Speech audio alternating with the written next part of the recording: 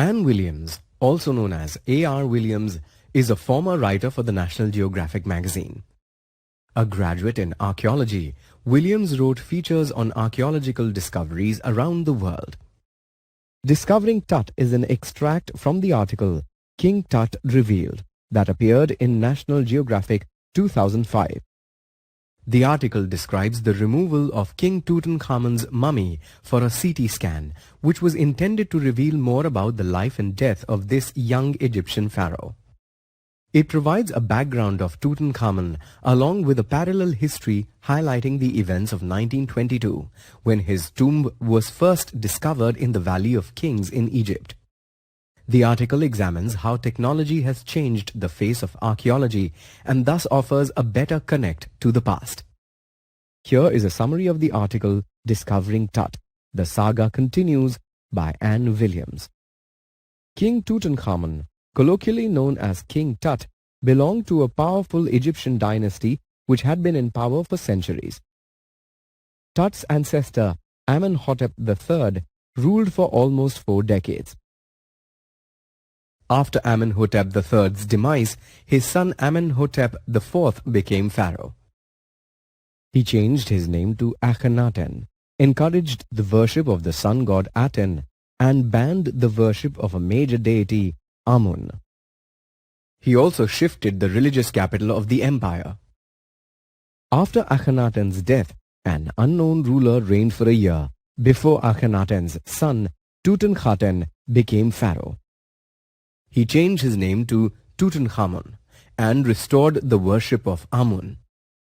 However, around 9 years into his rule, he passed away unexpectedly.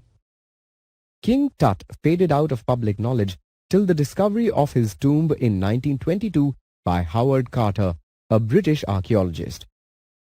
The tomb was surprisingly intact and full of valuable objects that were intended to serve the pharaoh in the afterlife. Several months later, after documenting the objects found, Carter finally began examining the coffins. On opening the outermost coffin, he found a shroud with garlands of willow and olive leaves, wild celery, lotus petal and cornflower, evidence that the burial took place in March or April. The innermost coffin, made of solid gold, contained the mummy of the dead pharaoh. Carter discovered that the mummy was stuck to the bottom of the coffin. He tried to loosen it by exposing it to the harsh Egyptian sun, hoping the heat would melt the resins. Eventually, Carter and his team decided to use chisels to cut away the mummy from the bottom of the coffin.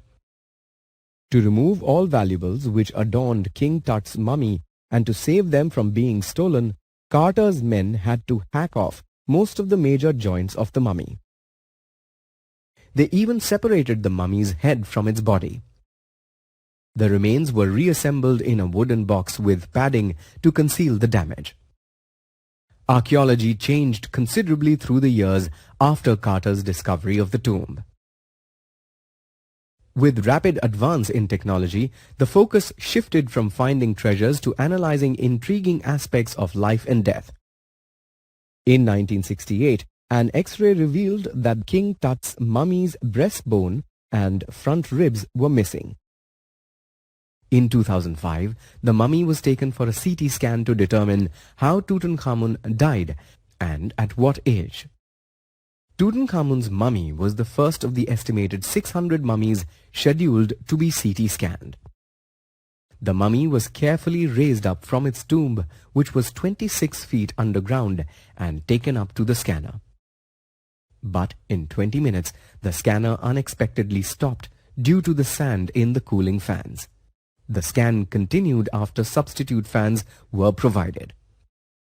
Once Tut's mummy was scanned, specialists in radiology, forensics and anatomy began analyzing the scans.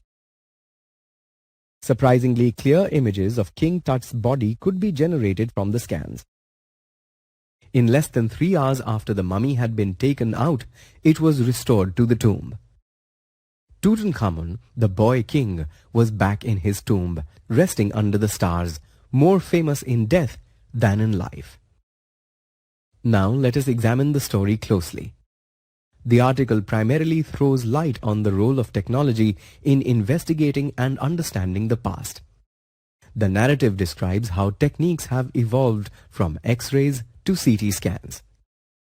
A strong comparison is drawn between the invasive and violently destructive methods used by earlier archaeologists like Howard Carter and the relatively quick and non-destructive methods of investigation using CT scans.